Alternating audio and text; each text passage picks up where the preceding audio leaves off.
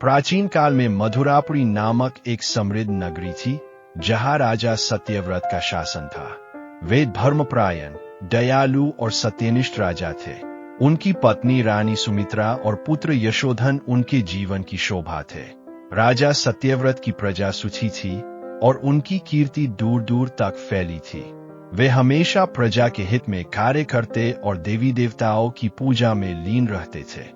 एक रात राजा सत्यव्रत को स्वप्न में दशा माता प्रकट हुई। उन्होंने कहा, हे राजन, तुम्हारी भक्ति से मैं प्रसन्न हूं, किंतु अब तुम्हारी सत्य और धैर्य की परीक्षा होगी। यदि तुम धर्म के मार्ग पर अडिग रहे तो मैं तुम्हारे परिवार को सदा सुख और समृद्धि प्रदान करूंगी। स्वप्न टूटने पर राजा विचारमग्न हो गए। उन्होंने दशा माता की बात को हृदय में रखा और प्रण लिया कि वे किसी भी परिस्थिति में सत्य का साथ नहीं छोड़ेंगे। द्वितीय भाग। संकट का आगमन। कुछ समय बाद मधुरापुरी में अचानक संकट आ गया। पहले भयंकर सूखा पड़ा, जिससे खेत सूख गए और अन्न का अभाव हो गया। फिर एक रहस्यमयी बीमारी फैलने लगी, जिसने प्रजा को त्रस्त कर दिया। राजा सत्यव्रत ने प्रजा की रक्षा के लिए अपने खजाने खोल दिए और वैद्यों को बुलाकर उपचार शुरू करवाया, लेकिन हालात नहीं सुधरे। एक दिन उनके गुरु वेदव्यास दरबार में आए और बोले, हे राजन, यह सब दशा माता की इच्छा है। तुम्हारी भक्ति की परीक्षा हो रही है। यदि तुम अपने सर्वस्व का दान कर दो और परिवार सहित वनवास स्वीकार कर लो तो यह संकट टल सकता है। राजा ने गुरु की बात मानी और अपना राजपाट, धन और संपत्ति दान कर दी। रानी सुमित्रा और पुत्र यशोधन के साथ वे जंगल की ओर चल पड़े। तृतीय भाग। जंगल का कठिन जीवन। जंगल में जीवन कठिन था। राजा सत्यव्रत, जो कभी महल में रहते थे, अब पेड़ों की छाव में रात बिताते थे। सुमित्रा और यशोधन भी इस जीवन को धैर्य से सहन कर रहे थे। एक दिन भूख से व्याकुल यशोधन ने अपनी माँ से कहा, माँ, मुझे बहुत भूख लगी है, क्या कुछ खाने को मिलेगा? सुमित्रा की आंखें नम हो गईं। उनके पास कुछ भी नहीं था।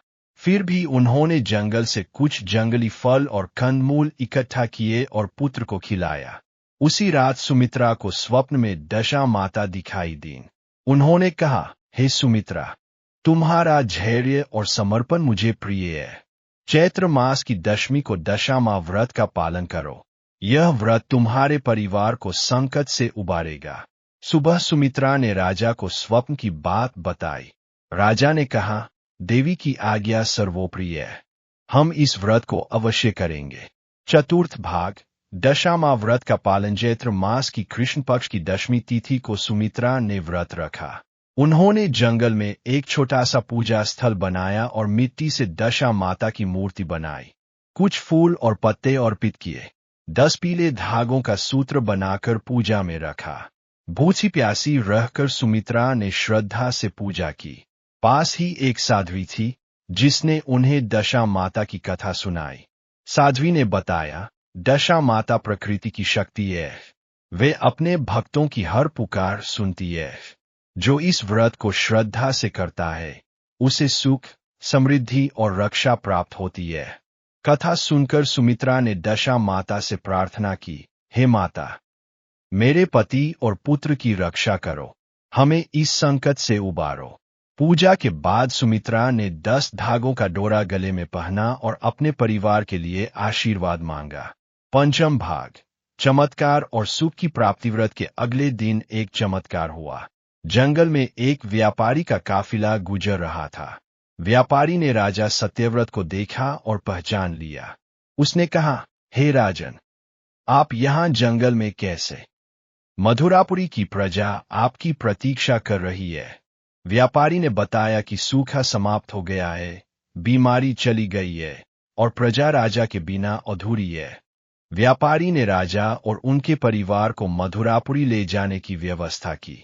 जब राजा सत्यव्रत नगरी पहुंचे तो प्रजा ने उनका भव्य स्वागत किया। राजपाट उन्हें वापस सौंपा गया। सुमित्रा और यशोधन भी सुखी और स्वस्थ थे। राजा ने दशा माता का भव्य मंदिर बनवाया और दशा माह व्रत को हर वर्ष उत्सव के रूप में मनाने की घोषणा की। षष्ठ भाग। कथा का संदेश। दशा माह व्रत की कथा हमें सिखाती है, कि विपत्ति में धैर्य और श्रद्धा बनाए रखने से हर संकट दूर हो सकता है। दशा माता अपने भक्तों की पुकार अवश्य सुनती है। यह कथा सत्य, धर्म और परिवार के प्रति समर्पण का महत्व दर्शाती है। साथ ही यह प्रकृति के प्रति आदर और संतुलन बनाए रखने की प्रेरणा देती है।